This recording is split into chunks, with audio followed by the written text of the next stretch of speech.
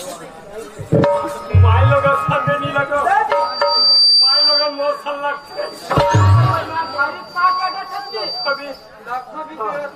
सुना चल भैया, या हमारे भाई या हमारे किस्मत बोल। में गंगा मन के दर्शन पान मोर भाई आप ना क्या होगा परिवार जब भी बोलता तो कुछ न कुछ ये मन गंगा जी आप भाई गंगा भैया, यहू यहाँ गंगा है आप भैया तब में इसका कते में है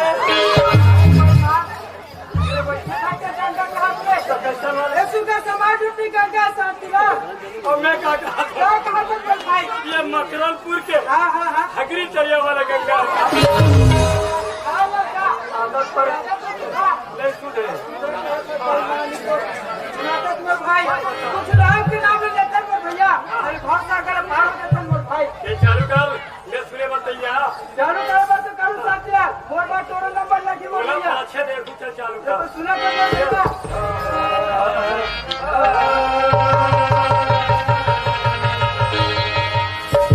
सरस्वती ने स्वर दिए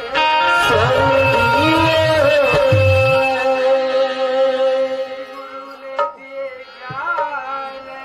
ज्ञान सरस्वती ने स्वर दिए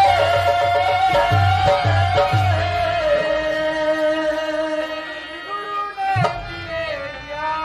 ज्ञान माता पिता ने जन्म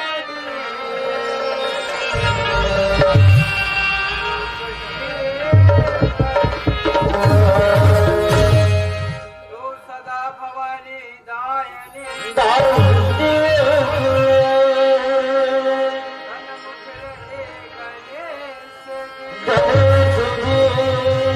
तो सदा भवानी दायनी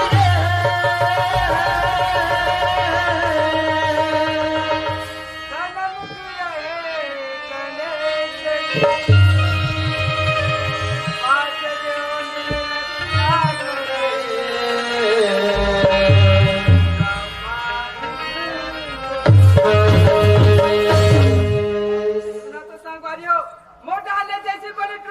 भैया मोसन एक संगवारिया है ओकरो मुझ कुछ भाव बजाय सुनत मनति प्रसन्न जति संगवार हरिया शास्त्र हरिया देखा भाई मान मैं सुगर रात के नाम ले तो मगल लगा के सुनबे के हो कोसा मार के सुता थे भाई मान हरिया शास्त्री हरिया शास्त्री हरिया शास्त्री ये काम और भाई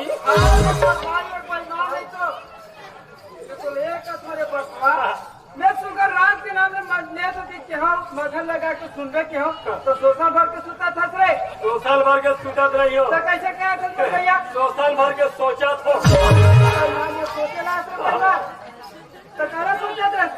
मोर बाइक मुनि खरू हो गए थे ना बाप को नहीं लगाते क्या से भू काम नहीं करे कैसे क्या एक बार भैया डायरेक्ट मुंडी करवा दे हो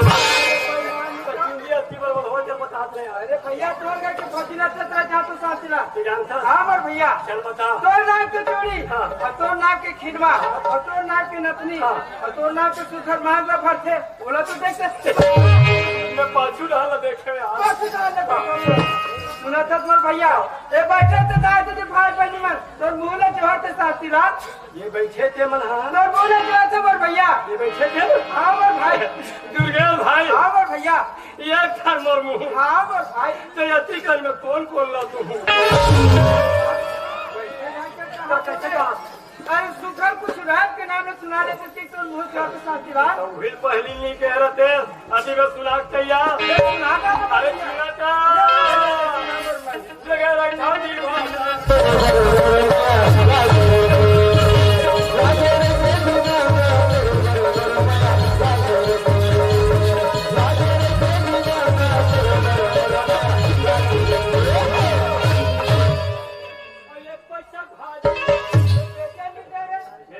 छोड़ दे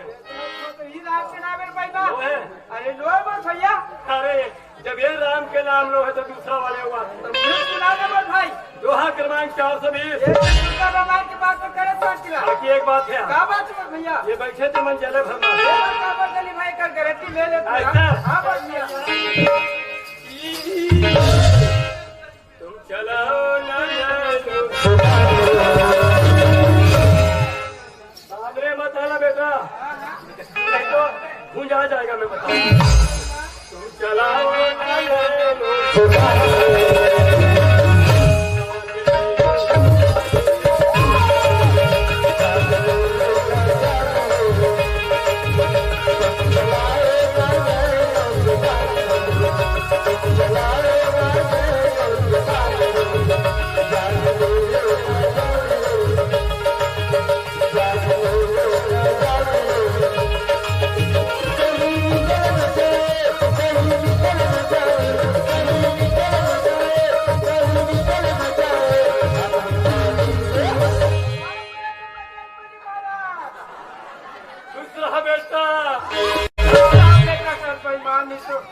यही राग के नाम मेरे और तू पहला गाया यार तो दूसरा भी गाया यार,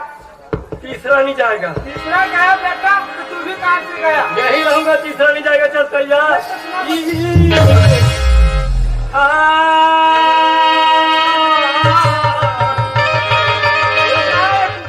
का सीधा था स्वर स्वर स्वर लगा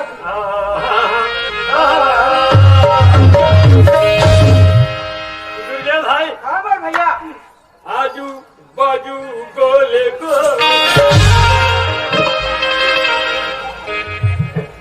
बीच में गड़िया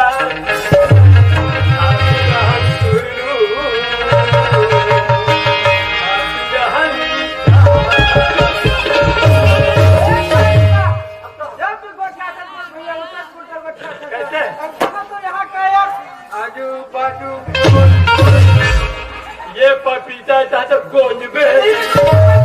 कहा था आजू बाजू ये क्या है मोर भैया रे, ये क्या है मोर बेटा रे, बीच में गड़िया मोर भाई रे, ये पोतिया है रे, आघू रहन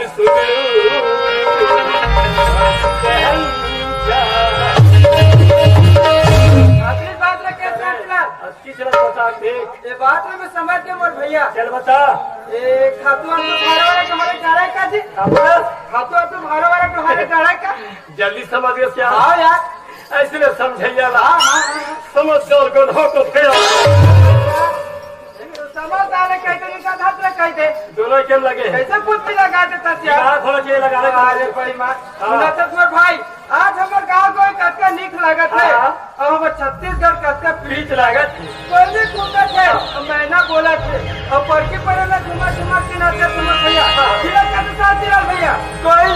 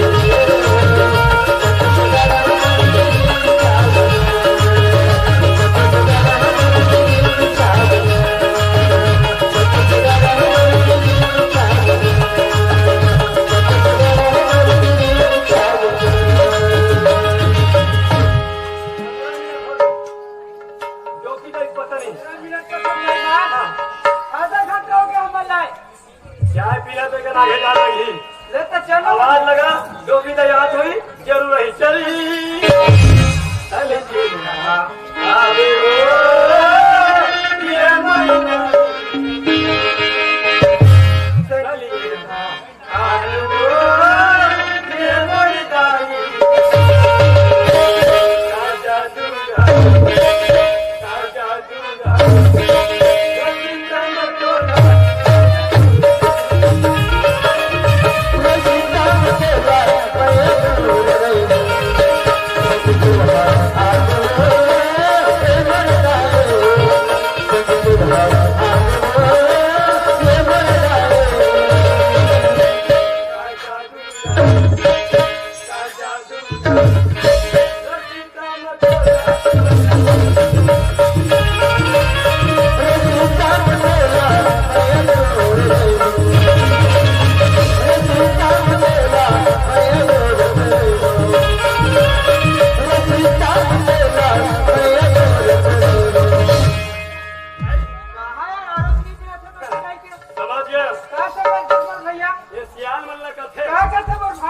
चिलम जहाँ बिला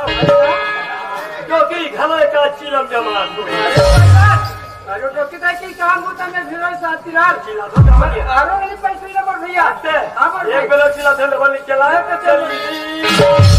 आवे आवे वो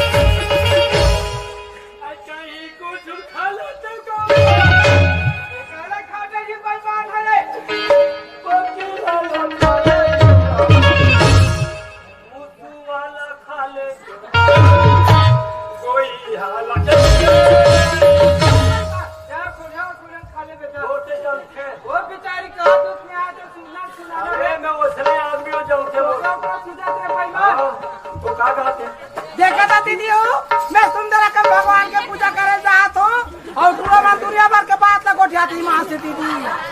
देख बे तुरंत नारे नारे वो ये ना ना चूर बहनी देख बे दुनिया भर के बात लग करते भट्टू मन हाँ देख बे तुरु जा ट्रक में ना वो पूछू नहीं है वो हाँ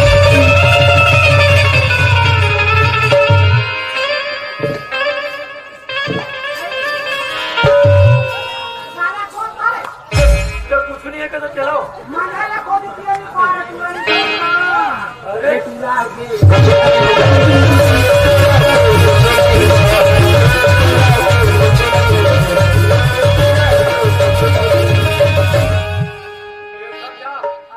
समझाओ ना यार दिमाग खाए मत समझा अरे साथी लाल ये महिला समूह के पुरुष समूह दबाई पता बात और पुरुष समूह चुप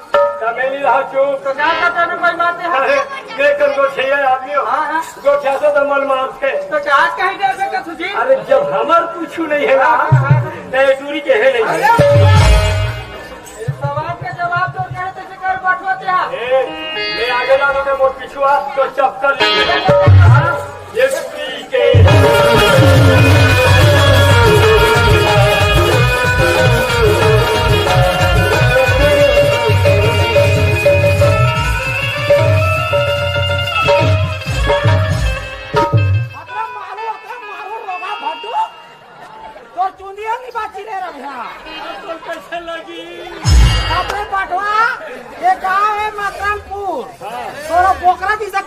मारी ले रहा चल चल चल आ गया।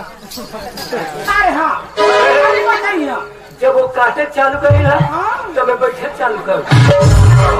ये नखरल बात का सोचता बता का मोरे है ना ये रे बात ए, सवाल दे पहले के जवाब दे पहले के हमारे का कुछ नहीं हो। हाँ? हम तो नहीं रहते ना वो जो मार का वो दिमाग में मत खा सही बता कहाँ है। हाँ चलो क्या बता केतिया कटेगा। हाँ क्या बता ऐसे नहीं हर बता जान रहा करे अरे ना अरे तो मैं बोल रहा हूँ तो सुनना तो जान रहा था क्या बता केतिया वहाँ से बाबा देखा था तेरे अरे वो तो आधा किया है। आधा उतारे ना तेरा तो दूर में था ना और वहाँ से भैया देखा था तेरे वो डिस्पोजर वाले रात्रे टूरा नहीं तो वो बाबा के हाँ और वो भैया के हाँ कैसे मोटा मोटा मुछा तो है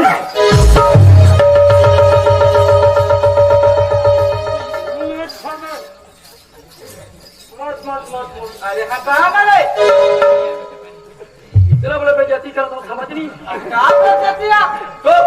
अरे हटाओ बेईमान हम तो दबरा को काट ले अरे बेईमान है काट करके फैशन है आजकल के फैशन है हाँ जी तो चलो खुद करेंगे। अरे बेईमान कहाँ है कहाँ कुछ नहीं किससे कर जाओ जाते रे ए हाँ? बुरा हालत दे देबे। अरे भैया को नारी पूरा दिन डर लगते यार इना नारी से डर लगते हाँ यार आते साथ चेथिल मार खाए तो डर नहीं। अरे वाला मार सब बोला पड़ी था अच्छा अरे बता तो जान पता से चलती मार से तो वैसे बच्चा से निकल आई देखा था तुम जा टूरा में कहाँ जाते हो सातरा का काट रही है गधा मनाओ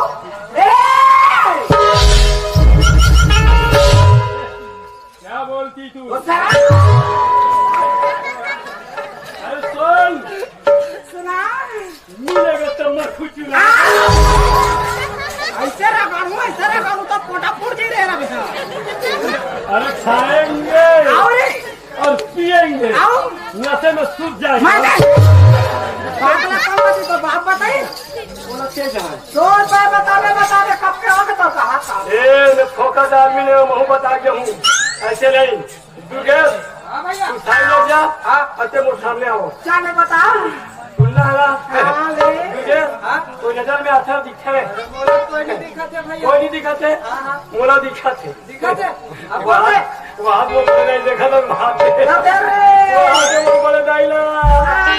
देखा तो रे ओकर आगू मोर दीदी के दिखाते आई हूँ देखा सही ओकर पूछिए तो पूछिए आप बताओ भद्रा असली दुनिया में नारी पारानी देखे होगे कब आपको पूछी देखे थे पहला मोर बोले दाइल देखा था ओकर पाछू ना लिखा तेरा देखा था मोर दीदी देखा था ओकर पाछू तुझे भाजी भाजी तेरा देखा था माँ लोगों की हुई पूछी तो पूछी कहाँ टूरा नहीं था वही नहीं कहते थे ये हमारी दीदी में ना नोनी बाबू पहाड़ से पोटारे तो तेला कहा थे जब माँ आगू रहन जाते हाँ तो ना पथरू मन खा के क्या कहते देखते दाई तू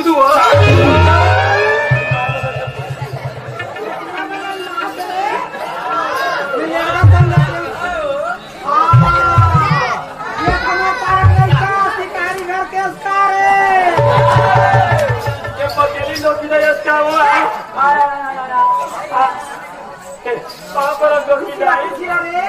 पापा लोग किधर कौन नहीं वो तो आदमी है चीन नहीं सका ये तुम्हारा आर पार टूरा कारे और तो पहचाने ढोकी दाई ये बुरी खुआ है शिकारी खुशी रह बेटा खुशी रह दुर्गे कासरे दुर्गे माँ ढेकरा जी से बाढ़ गया गोटारा जैसे आखी नहीं की सका धामो ढोकी दाई हम मन जवान मन से ढोकी दाई गोटारा न सन आखी हो जवान मन से मछीना नहीं सके डोकरा मछी बात ऐसा नहीं डोकी दाई तेरे डोकी दाई ते बुरी ढाक के था सो तेरे डोकी दाई ते बुरी ढाक के था सो हे बटवा बताना रे जोर से नहीं जमा नहीं का मतलब डोकी दाई एक कहने का मतलब है डोकी दाई कि जब भी असद न डोकी दाई तो मुड़ी ढाक के असद डोकी दाई ओकरा से तिल्ली चिन्हा सो दया बाबे ना डोकी दाई अरे तब उघार के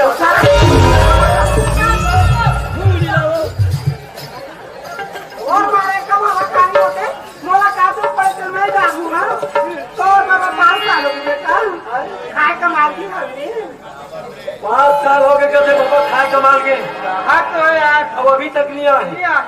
ओकर रास्ता छोड़ पापा छोड़ी बोल भैया एक दिन आवे कहीं साथ दिला अरे 5 साल में नहीं आई कहीं आ जाई ओकर रास्ता छोड़ समझ में दे दुर्गेश अरे शांति ना तोड़ लाठी चुरे तुम मुझे लाठी चुरे टेपरा हो जब मैं ऐसे कहा तो डोकी दाई कैसे दोनों में कहा जरा जमाना हो क्योंकि तो एक मतलब कुछ बोल दे मेरे कसरे दुनिया भर के गोट आते तुम मला ना भगवान के नाम तो तुम आए नहीं कहीं नहीं तो पीछे जब मैं कहा करो बेटा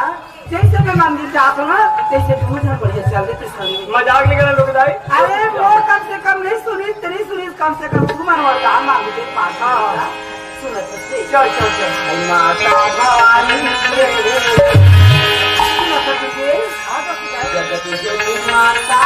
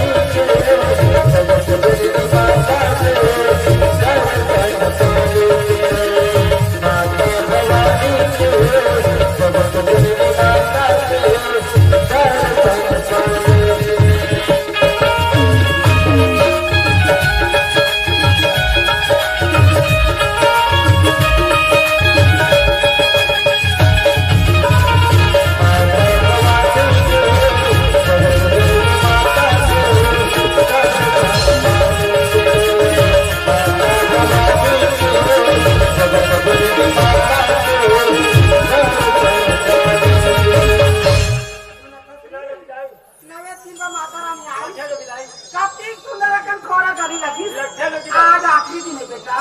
माता रानी साल भर रखे चलती कैसे करते ये दीदी मन ये नाना नोनी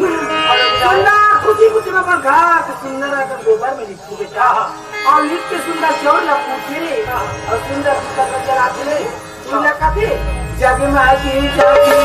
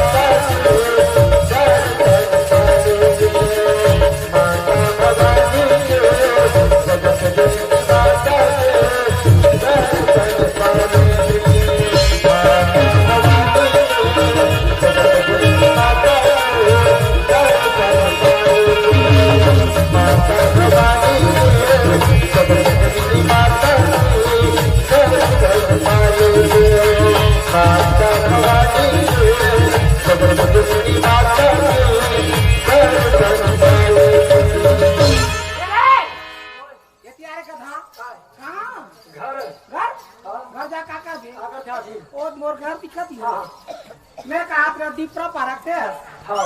एक मोर घर ही चाहे चाय पानी पी के ले चाय पानी पीना बंद कर दो। काला पीते उससे आजकल यहाँ मिलते हैं व्हाइट वाले। ये उम्र में दारू पी कर रहा था कैदी लगी मेरे अरे मोर असल लड़का पिए थे जिए थे सियान बन जाओ बस। दोस्तों का मिला करता था एक ड्रामा चला था। नहीं रहेगा